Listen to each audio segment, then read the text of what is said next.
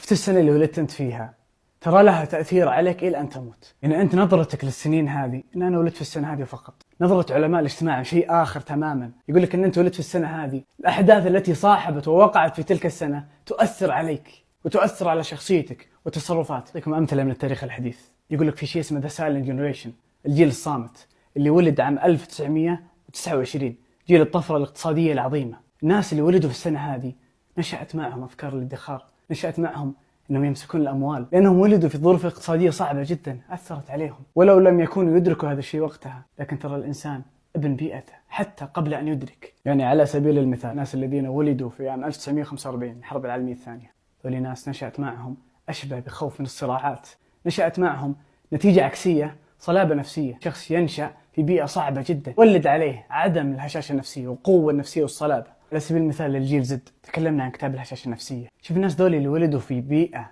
مريحة جدا، فيها دلال، فيها تحقيق لكل ما تريد وانت صغير، هذا الشيء يؤثر عليك، هشاشة نفسية. يعني خذوا أقرب مثال، الناس اللي ولدوا في كورونا ولدوا في بيئة متباعدة اجتماعيا، مما ينتج عن ذلك ضعف القدرات الاجتماعية. تحس أن عندهم مشكلة في التواصل الاجتماعي، عندهم مشكلة في الذكاء العاطفي. لما نقرأ في التاريخ الإسلامي نجد هذا الملمح، نجد أن أصحاب السير تفطنوا إلى هذا الأمر.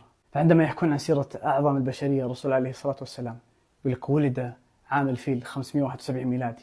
لماذا؟ لأن أصحاب السير يقولون حتى تدرك صفات الرسول عليه الصلاة والسلام يجب أن تعلم المكان اللي ولد فيه ونشأته. اكتبوا في التعليقات في أي سنة ولدتم، أو ما هي الأحداث التي صاحبت سنة ولادتكم. السلام.